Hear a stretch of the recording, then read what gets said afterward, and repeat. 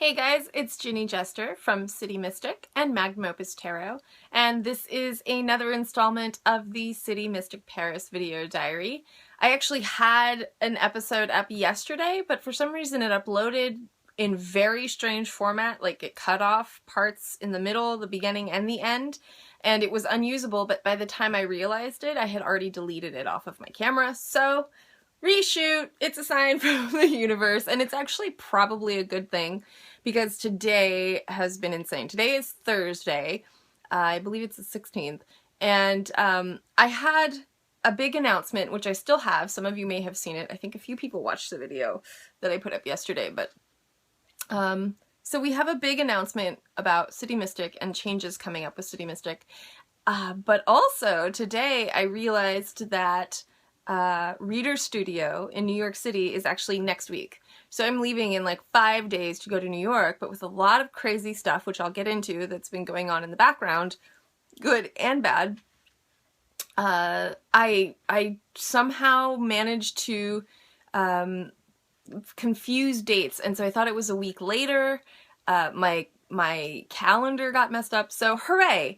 Reader Studio is next week, and thankfully I prepared long ago with, you know, what I needed and what was going to happen, so I'm pretty much ready to go, just kind of wrapping my head around it, getting last minute details together, but I'm super duper excited. So if you are a fellow tarot enthusiast and you're planning on attending Reader's Studio, please come stop by the City Mystic booth. We'll be at the Merchant Fair, and I'll be vending City Mystic New York. I'm also bringing the Zodiac map, and I'm putting the finishing touches on the companion book this weekend, so hopefully that will be an additional companion that can assist you with facilitating some astrological education and work, and also maybe some goodies that I can't promise anything, so I won't say specifically what they are, but there might be some new products to show their face at Reader Studio in New York next week. So that's really super duper exciting. Like 1 week today,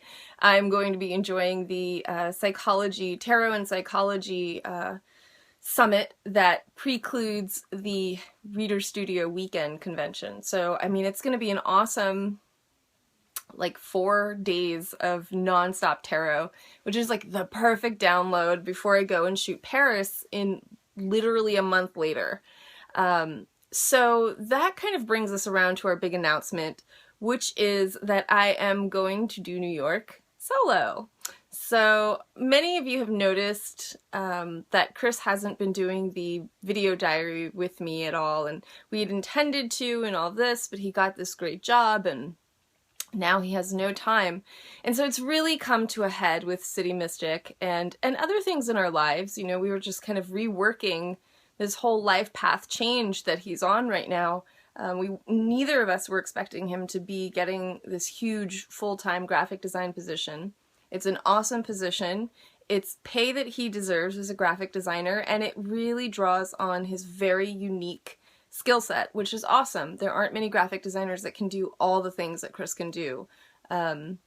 So I'm really excited for him. I'm really proud of him. I'm really happy for him. And I'm also excited for City Mystic because as we part ways in our professional lives, there are things that I want to do that are part of the core, and City Mystic has always been mine. I mean, and he would agree. It's always been, you know, from my inspiration, from my vision, from my soul, and it comes from things that I've been through and work that I've done on myself, and he's been there really helping me get to this point, which I mean, I have so much appreciation for. But now I can run a little faster. You know, I can get things done without having to, anytime you add more people to the mix, things take longer to do. So that won't be something that kind of holds things up anymore. Not that Chris holds things up, but you know what I mean. I'm tripping over my words. And I just really want to be respectful to Chris and his work because he did work really hard and he really did help City Mystic New York to come to life, helped me to figure out how to give a container to this vision that I had. So, I mean, that's really, really special. But, you know, we don't have time to work together anymore, and this is I mean, this is my heart and soul, so I must keep going, and I can't really afford to stop because he's working full time, and that's kind of what's ended up happening. So it's just clear that, you know, we need to kind of go our separate ways with this stuff. So, you know, Chris, you'll be missed. You're much appreciated, and it's not like he's vanishing, so I'm sure you guys will hear about him from time to time. But, you know, so the stuff that's been going on in the back end is, of course, it's not been an easy decision, and there's been a lot of back and forth, and that's taken up a lot of energy to figure out what exactly we're going to do with City Mystic, and are we going to split it up? Aren't we? Is he staying with it? Isn't he? You know, that kind of stuff. And I'm going through my own personal evolution right now. I'm also working in the background on my first book, which I've been working on since 2012, and it's gone through such a huge shift. Like, it started one way, and by now it's completely different, although it still contains what was in it.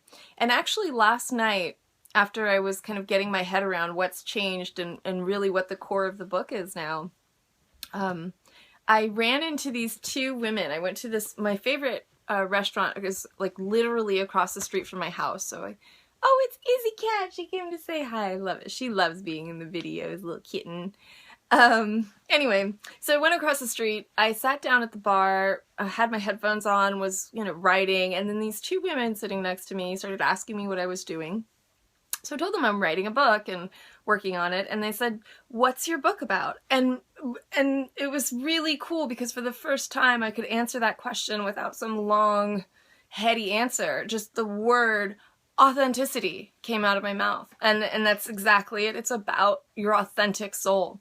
So, I mean, that's kind of the core of everything that I'm doing, and that includes the decks. And it's this interesting process with making City Mystic decks because it's a product, and it's a visual product, and the tarot market is not the same as the self-help market or the memoir market or whatever market, all the business stuff, you know, and this stuff really matters when you're looking at like bringing something to life. So I think having all of City Mystic concentrate back down to my energy is really what's necessary to get that message forward and to carry it through with the decks and the book and anything else, the webinars that I'm doing and all of that. So it's a positive change for sure, and I'm going to be taking on the entire production job now of City Mystic. So I'll be doing the images. I mean, I always did the shoot, the photography's always been mine. I'll be doing the photography, the vision's always been mine, so I have a vision for what I'd like to do, which I will come back to. I'm going to put a little mental note because I want to tell you about that. And also, it's going to be me doing the actual graphic design, the photo editing, which Chris and I did together on City Mystic New York. His incredible skills are definitely going to be missed when it comes to like cutting out or doing fancy Photoshop stuff, but I'm kind of moving in a direction where that's not going to be so necessary anyway, and I'll tell you why in just a few minutes. And I mean everything, the Kickstarter campaign, the Kickstarter video, the promoting, the marketing, that's now my full-time work. So no more partnership on that. It's going to be a lot of work. Bear with me, and I know it's going to be awesome is the other part of that. You know, it's like I have a real strong vision for what it is that I'd like to get across. So I'm excited about that. And some things that I'm going to be doing differently as I think ahead and start planning out my time and how am I actually going to accomplish this, because I have set a deadline for myself for August to have at least the majority of the images complete, is thinking about the Kickstarter campaign. I want to really make use of flex goals. So I'm going to be switching it up with printers. I'm switching it up with the boxes and that kind of thing. I think I'm going to go with Game Crafter. I'm still looking into it, but I really like Game Crafter's work, and I love the decks that people have produced. I've purchased decks from other indie artists also made by GameCrafter or produced by GameCrafter, and they're really great quality decks. So I think I'm going to go in that direction. Not 100%, but it's looking like that. And I want to do a flex goal for color. So I want to offer still that black and white because, first of all, any photographic product that any photographer puts out there is about the photographer. You don't get a photograph unless you have that photographer and that photographer's relationship to that photograph. And that's where they come up with perspective. That's where we come up with the look and feel that translates, and the emotion that translates in the images. So there's that, but also I like the idea, especially with tarot and color being so important to tarot. I really like the idea of the reader or the user filling in the reading with some part of his or her imagination. That is really, I think, a powerful magical practice. And having said all of that, I really want to do color for Paris. I can see what it is that I want to do in my mind's eye, and it's just too pretty to not at least attempt. So I'm going to explore offering City Mystic Paris in a very limited edition color version, or if we, maybe if we reach a certain flex goal, we can print a substantial amount and have that. And very strongly also on that note, considering retiring City Mystic New York, not as something that I don't make anymore, or, that I don't talk about anymore, but I don't think that I'm going to pursue another print just because it is by Chris and I, and it was like the launch for all of this, the start, and it's like a new era. City Mystic is evolving, and I think that the energy is going to be even more concentrated, and so we'll see. But for those of you, not to get salesy, but seriously, for those of you who have had your eye on the City Mystic New York deck, or are following the project, if you're following the project, this is a multi-city project, and I intend to keep going until either I can't anymore or I feel complete. And so this is going to include cities like London, Venice, Prague, maybe even some kitties, maybe even some cities in the far, in like Eastern Europe, and the whole notion is about finding cities with a lot of occult influence overtly in their architecture, or even utilizing mythology or utilizing the great stories, myths, and heroes of our time and times before us to influence society. It's about using art and myth to influence people in their actions and their relationships to themselves and their lives. And that goes so deep. And it's really evident, it's really apparent in any city you go to, but we're so used to it, we're so accustomed to that just being the way things are, that I think this is what makes people uncomfortable with the city environment. When people are talking about vibrations, yes, we have the cars, and yes, we have the pollution, and yes, we have the problems, and, all of that, but we also have this very condensed space where a lot of people, oftentimes the lowest common denominator is just the setting that we're sharing. And if you open your eyes and look around at the settings that we're sharing, they're often giving us these stories, pumping us full of these subconscious stories. So for instance, with the Grand Central Station, let me show you what I'm talking about. Let's see. I've got to find my world card, and then I can show you exactly what, oh, you know what? Let's do the sun. Okay, let's go in a totally different direction. This is the sun, and obviously that's me taking a photograph, but it's not about me, it's about the lens is really the most important part. And then if you look, it's merged with this gateway. Some of you have read or heard me speak on this before, but just for our purposes of getting on the same page, this little doorway is a little entryway into the French building, built by architect Fred F. French in the, I want to say the 19-teens, like 1914 or something. Don't quote me, because it's been a little while since I did the research now. It's been like a year. But I'm pretty sure it was like 1914 or 1921, something in that time span. And he built and designed this doorway to be a replica of the Gate of Ishtar in the city of Babylon.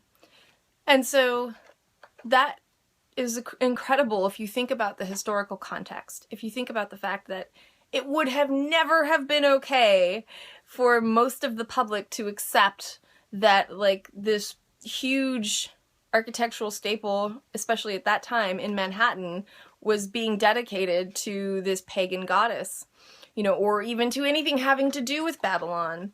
That's interesting to me. And he also made these huge tile reliefs on the sides of the buildings that are claiming New York as the new Babylon. This is in like the early 1900s. This is at the turn of the century. Same thing with Grand Central Station. Okay, it's right here, so I'll show you. We'll do this one too, a little briefly.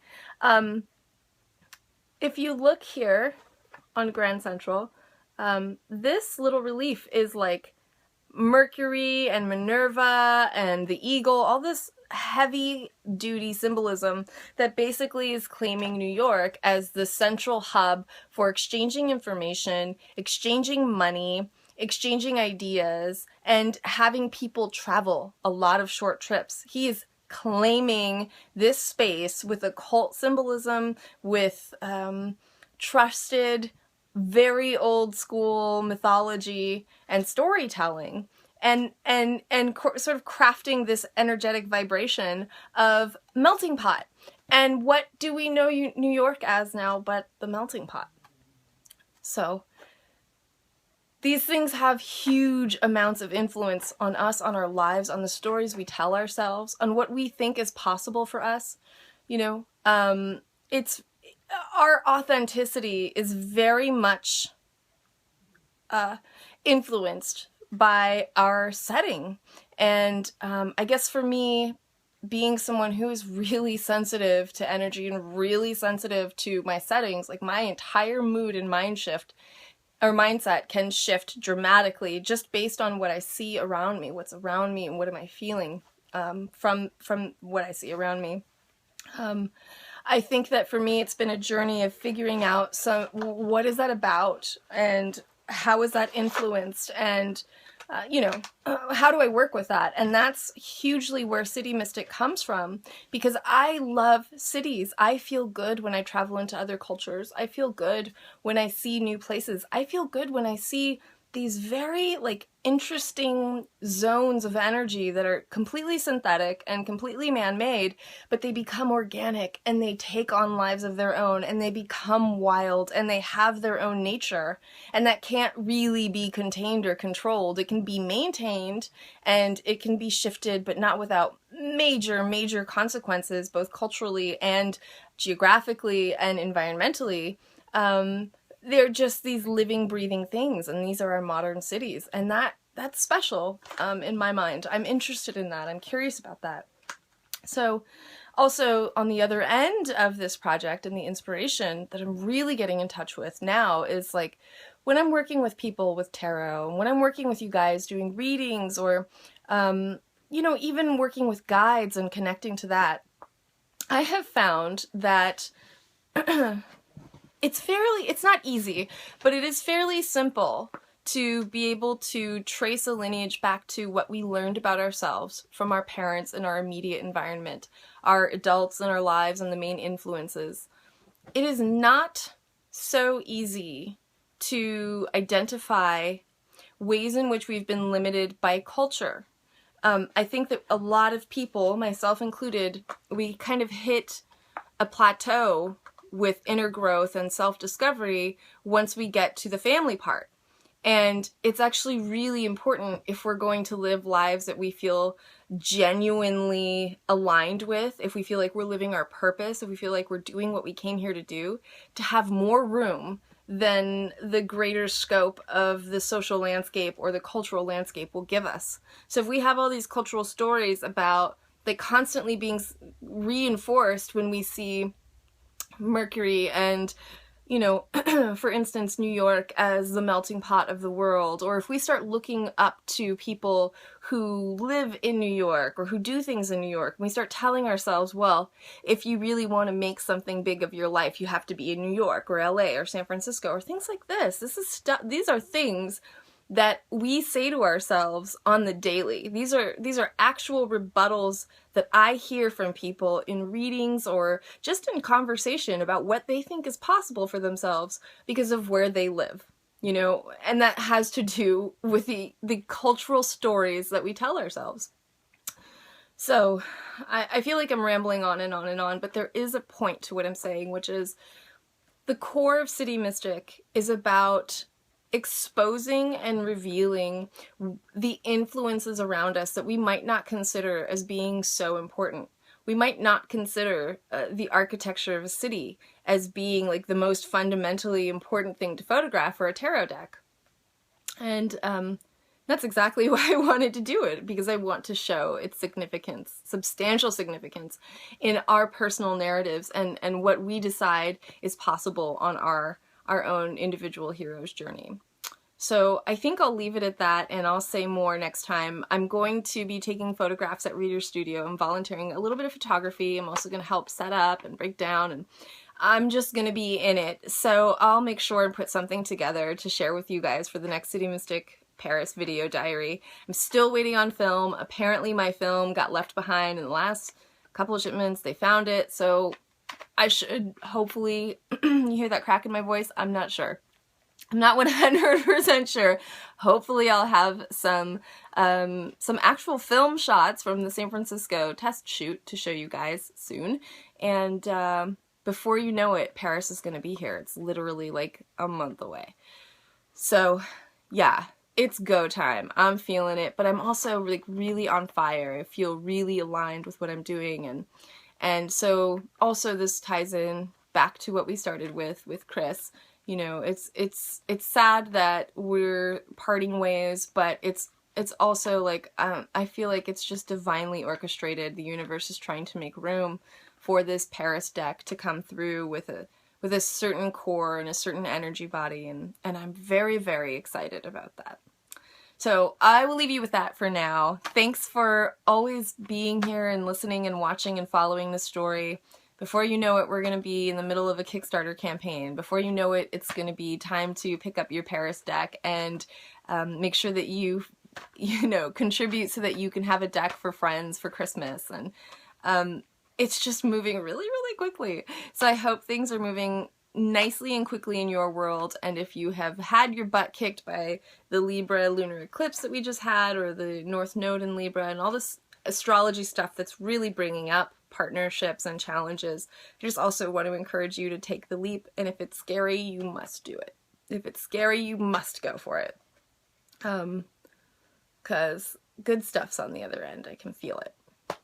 So I will see you next time, and I'll be joining you from Reader's Studio when that happens. And until then, take the very best care of your spirit. Okay, guys. Bye.